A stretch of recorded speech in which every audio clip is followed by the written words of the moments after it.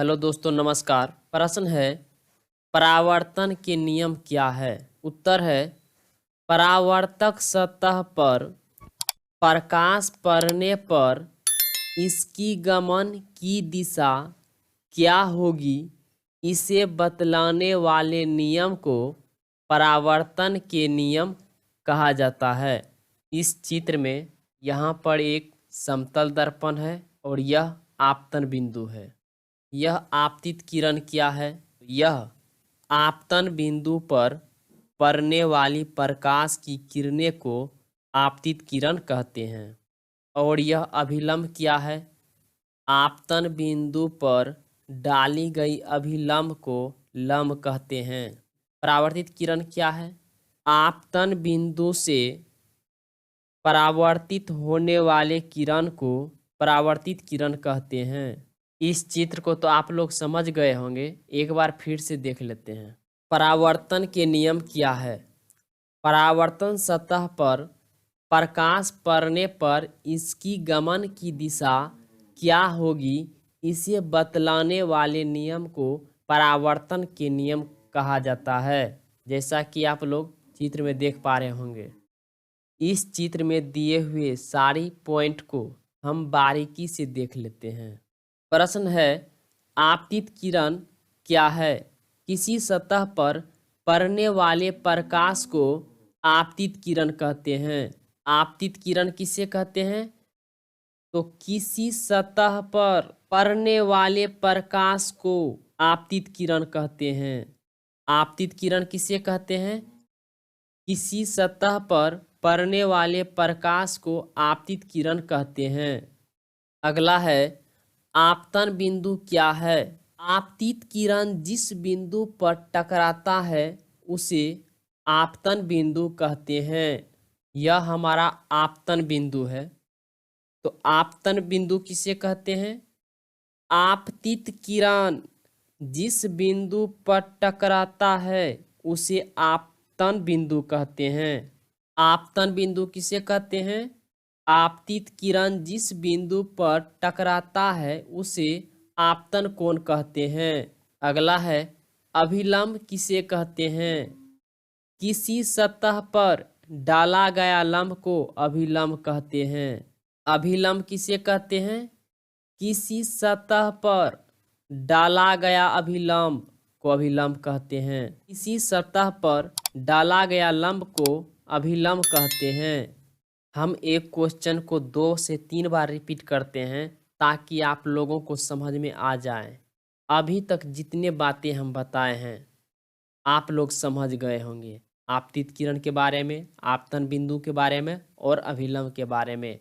और आगे देख लेते हैं हम। आपतन कोण क्या है? आपतित किरण और किसी बिंदु पर डाले गए अभिलंब के बीच जो कोण बनता है उसे आपतन कोण कहते हैं।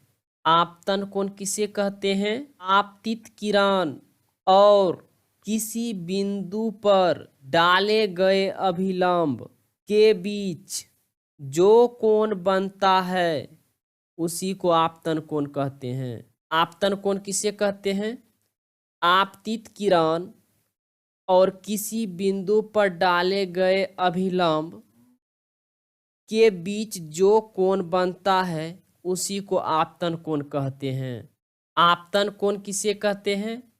आपतित किरण और किसी बिंदु पर डाले गए अभिलंब के बीच जो कोण बनता है उसे आपतन कोण कहते हैं। आपतन कोण के बारे में आप लोग बहुत अच्छी तरीके से समझ गए होंगे। आगे की ओर चलते हैं। प्रश्न है, परावर्तन कोण किसे कहते हैं? उत्तर है, परावर्तित किरण और किसी बिंदु पर डाले गए लंब के बीच जो कोण बनता है उसे परावर्तन कोण कहते हैं। परावर्तन कोण किसे कहते हैं?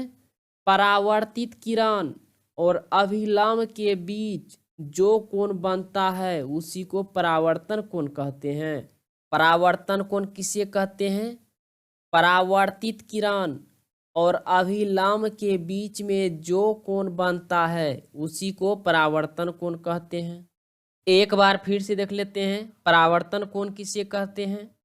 परावर्तित किरण और किसी बिंदु पर डाले गए लंब के बीच जो कोण बनता है उसे परावर्तन कोण कहते हैं। उम्मीद है आप लोग परावर्तन के नियम के सभी पॉइंट को आप लोग बहुत अच्छे तरीके से समझ गए होंगे। अगला क्वेश्चन है, समतल दर्पण द्वारा बने प्रतिबिंब की विशेषता बताइए। उत्तर है, समतल दर्पण द्वारा बने प्रतिबिंब की विशेषता निम्नलिखित है। पहला विशेषता है, प्रतिबिंब का आकार वस्तु के आकार के बराबर होता है। समतल दर्पण में जितना मोटा वस्तु रहेगा उतना मोटा प्रतिबिंब भी दिखाई पड़ेगा। जितना आगे वस्तु होगा उतना पीछे प्रतिबिंब भी दिखाई देगा। तीसरा है, प्रतिबिंब दर्पण से पीछे बनता है। जब भी प्रतिबिंब बनेगा तो दर्पण से पीछे ही बनेगा। चौथा है, प्रतिबिंब सीधा काल्पनिक बनता है। समतल दर्पण का प्रतिबिंब कैसा बनता है? सीधा और काल्पनिक बनता है। प्रतिबिंब पार्श्विक उल्टा बनता है। प्रतिबिंब कैसा बनता है? तो यह उल्टा बनता है। एक बार फिर से देख लेते हैं, समतल दर्पण द्वारा बने प्रतिबिंब की विशेषता क्या है। तो समतल दर्पण द्वारा बने प्रतिबिंब की विशेषता निम्नलिखित है। पहला है, प्रतिबिंब का आकार वस्तु के आकार के बराबर होता है। दूसरा है, जितना आगे वस्तु होगा उतना पीछे भी होगा। तीसरा है, प्रतिबिंब दर्पण से पीछे बनता है। चौथा है, प्रतिबिंब सीधा काल्पनिक बनता है। और पांचवा है, प्रतिबिंब पार्श्विक उल्टा बनता है। उम्मीद है इस वीडियो में बताई गई सारी बात आप लोग बहुत अच्छी तरीके से समझ गए होंगे। अगर आपको कहीं भी दिक्कत है तो आप ज़रूर कमेंट कीजिए। और आज का वीडियो यहीं समाप्त करते हैं। ओके।